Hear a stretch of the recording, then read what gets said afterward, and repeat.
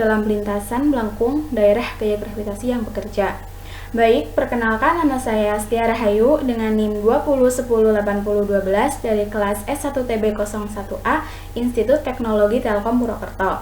Cita-cita saya adalah ingin menjadi orang yang sukses. Baik, pada kesempatan kali ini saya akan menjelaskan post-test praktikum fisika dengan judul gerak peluru.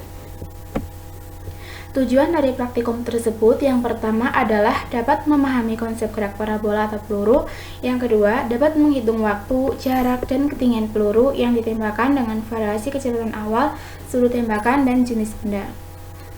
Tabel konten yang saya bahas yang pertama adalah teori gerak peluru, yang kedua rumus yang digunakan, alat dan langkah-langkah praktikum, hasil data, analisis dan pembahasan, serta kesimpulan yang dapat kita ambil.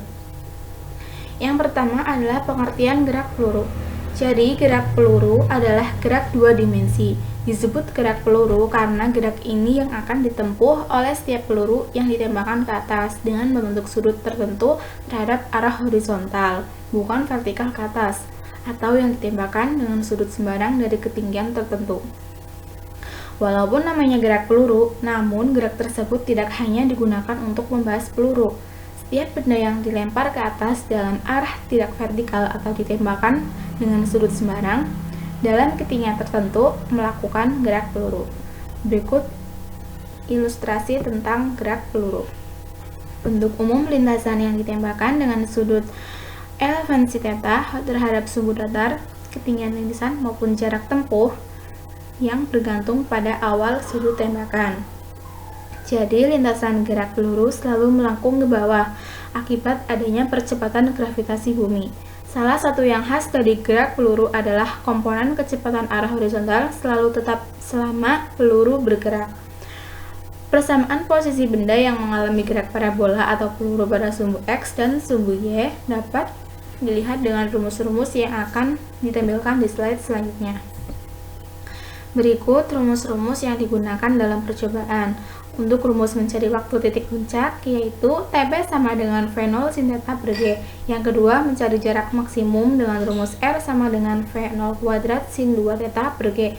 Yang ketiga, mencari ketinggian maksimum dengan rumus Hmax sama dengan V0 kuadrat sin kuadrat theta per 2G.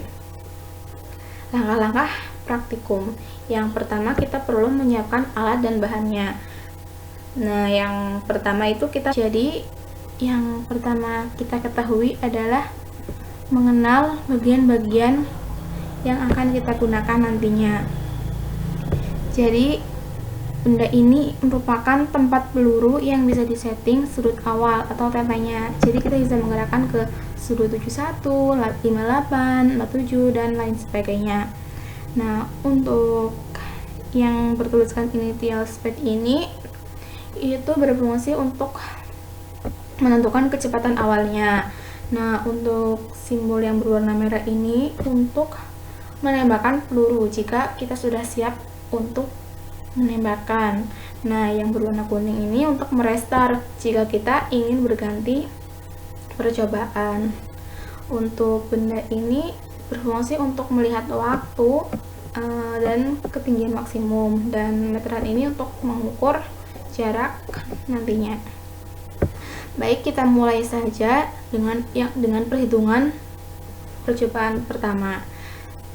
Nah, di sini diketahui kita harus mencari jarak maksimum peluru dengan V0 sama dengan 10 m per s kuadrat. Jadi kita mengatur initial speed-nya itu ke 10 m per s kuadrat. Nah, yang kedua kita meletakkan ke sudut 30 derajat. Nah,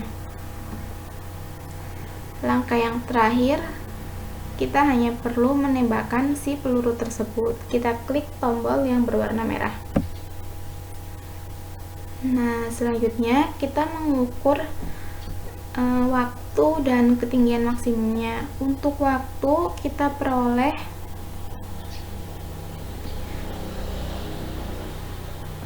kurang lebih 1 sekon, dan untuk ketinggian maksimumnya kita memperoleh 2,5 meter. Untuk jarak maksimumnya kita menggunakan meteran ini, lalu kita tarik ke arah peluru yang kita tembakan tadi. Nah, di sini dapat dihasilkan jarak maksimum kita sebesar 17,21 meter. Baik, kita restart saja. Untuk selanjutnya, kita bisa mencoba ke sudut 45, sudut 60, 75, 90, dan seterusnya.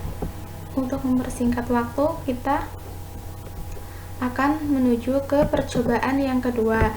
Di percobaan yang kedua ini, kita menentukan hasil data waktu saat peluru mencapai titik puncak, jarak maksimum peluru, dan ketinggian maksimum pada saat theta sama dengan 45 derajat. Jadi kita perlu men-setting benda ini ke 45 derajat. Nah, langkah selanjutnya yaitu kita menentukan kecepatan awal 5 mph. Jadi kita setting ke 5 mph. Setelah sudah siap, kita run dan kita tembakkan peluru. Nah, setelah itu kita juga melihat ketinggian maksimum dan waktunya. Jadi waktunya itu yang kita peroleh adalah 0,71 sekon dan ketinggian maksimumnya 1,25 meter. Untuk jaraknya kita melakukan hal yang sama, yaitu kita paskan di garisnya,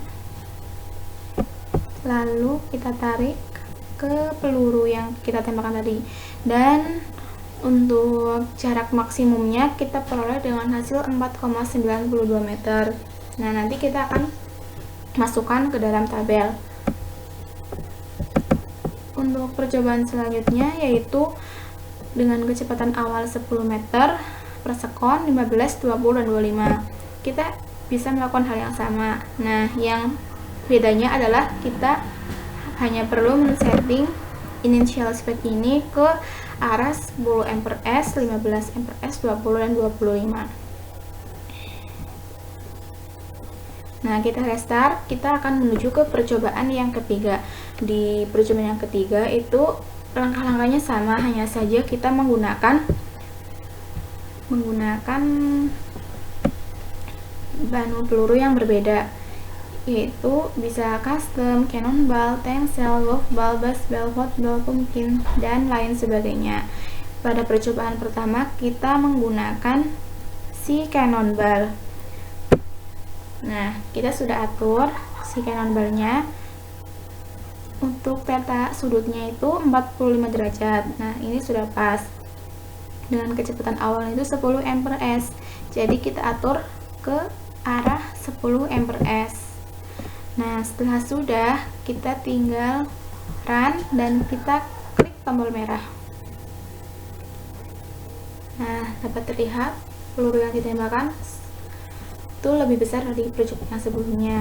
Kita cek untuk waktunya, kita menembakkan peluru dengan waktu 1,41 sekon dan dengan ketinggian maksimum 5 meter. Untuk jaraknya kita ukur. Nah, untuk jaraknya kita menemukan ke jarak peluru yaitu 19,94 meter. Nah, begitu cara untuk mensimulasikan dari percobaan 1, 2, dan ketiga. Untuk Nah, di sini kita akan membahas tentang hasil data yang kita lakukan tadi. Yang pertama, tabel pertama itu kecepatan awal 10 mph dengan sudut 30 derajat, kita peroleh waktu titik puncaknya sebesar 0,51, jarak maksimumnya 8,83, serta ketinggian maksimumnya adalah 1,27 meter. Untuk sudut 45 derajat, waktunya 0,72 dan jarak yang dihasilkan adalah 10,19 meter, serta ketinggian maksimumnya adalah 2,55, dan seterusnya.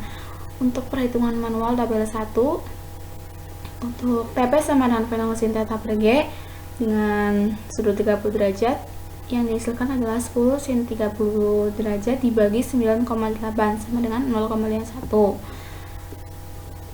Nah, untuk tabel 2, jarak maksimumnya itu kita peroleh 10 kuadrat sin 2 kali 30 per 9,8 yaitu 8,83.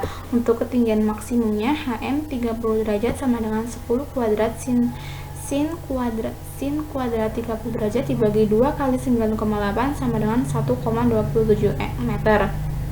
Jadi dapat disimpulkan untuk percobaan dan perhitungan manual ini nilainya sama. Untuk tabel yang kedua itu mencari waktu dengan variasi ketinggian maksimum saat θ 45 derajat. Dapat dihasilkan kecepatan awal 5, sudut 45 derajat dengan waktu titik puncak 0,36 dan jarak maksimumnya 2,55, ketinggian maksimumnya adalah 0,64 dan seterusnya. Kita dapat lihat di perhitungan manualnya bahwa nilainya itu sama seperti percobaan tadi. Untuk waktunya TP sama dengan V0 sin θ per G yaitu 5 sin 45 derajat dibagi 9,8 yaitu 0,36 sekon. Yang kedua mencari R 52 sin 2 kali 45 bagi 9,8 sama dengan 2,55 meter.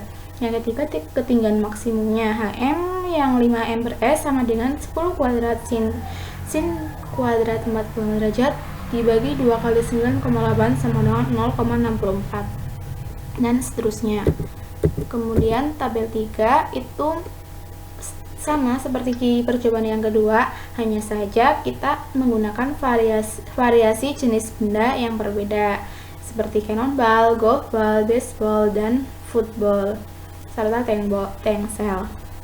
Untuk cannonball masanya 17,60 kg, waktunya 0,72 dan jaraknya 10,19 serta ketinggian maksimumnya 2,55 meter. Kita lihat di perhitungan manualnya. Di perhitungan manual untuk mencari TP-nya itu yang benda cannonball 10 sin 45 derajat dibagi 9,8 sama dengan 0,72. Yang kedua jaraknya cannonball 10 kuadrat sin 2 kali 45 dibagi 9,8 sama dengan 10,9 m. Untuk ketinggian maksimum cannonball 10 kuadrat sin kuadrat 45 derajat dibagi 2 kali 9,8 sama dengan 2,55 meter. Jika dilihat dari tabel sebelumnya, nilainya itu tidak berbeda jauh. Jadi untuk antara perhitungan dan percobaannya kita anggap sama.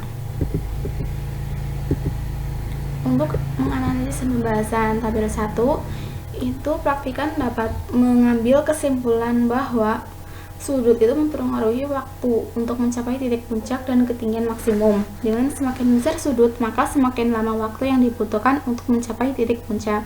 Tabel yang kedua, kecepatan awal itu dapat mempengaruhi gerak peluru secara keseluruhan. Semua hasil semakin meningkat seiring dengan pertambahan kecepatan sebanding dengan waktu untuk sampai ke titik puncak, jarak maksimum, dan ketinggian maksimum. Untuk hasil tabel ketiga, praktikan dapat mengumpulkan hasil data dari indikator praktikan dari yang telah kita dapatkan pada peluru yang kita ambil. Untuk kesimpulannya, yang pertama, pada gerak peluru ada yang mempengaruhi, yaitu sudut, kecepatan awal, dan kecepatan gravitasi. Dan ada yang dipengaruhi, yaitu waktu sampai titik puncak, jarak maksimum, dan ketinggian maksimum. Jadi, implementasi yang dapat kita ambil untuk kehidupan sehari-hari ada 3 implementasi. Yang pertama adalah gerak benda berbentuk parabola ketika diberikan kecepatan awal dengan sudut elevasi terhadap garis mendatar, atau biasa disebut dengan sumbu X. Contoh dalam kehidupan sehari-hari ialah gerak bola tenis ketika melambung akibat dorongan dari raket tenis tersebut. Yang kedua adalah gerakan bola basket yang masuk ke ring. Yang ketiga, gerakan bola golf setelah dipukul oleh pemain menggunakan stick golf. Yang terakhir adalah gerakan bola voli. Untuk yang kedua, gerakan benda berbentuk parabola ketika diberikan kecepatan awal pada ketinggian tertentu dengan arah yang sejajar dengan sumbu X atau horizontal. Contoh dari gerak parabola jenis ini ialah bom yang dijatuhkan dari pesawat serta benda dilemparkan dari atas ke bawah jurang. Untuk gerakan benda berbentuk parabola ketika diberikan kecepatan awal dari ketinggian tertentu dengan sudut elevasi terhadap garis horizontal, contohnya ialah penembakan rudal atau mortir. Nah, benda-benda yang bergerak seperti gerak parabola tersebut dipengaruhi oleh beberapa faktor. Yang pertama, benda bergerak karena ada gaya yang dikenakan padanya, seperti dilempar, ditendang, atau yang lainnya. Yang kedua adalah gaya gravitasi yang mengarah ke pusat bumi. Dan yang terakhir adalah adanya hambatan atau gesekan udara. Sekian dari saya, kurang lebihnya mohon maaf. Wassalamualaikum warahmatullahi wabarakatuh. A little progress every day in your app up to something big.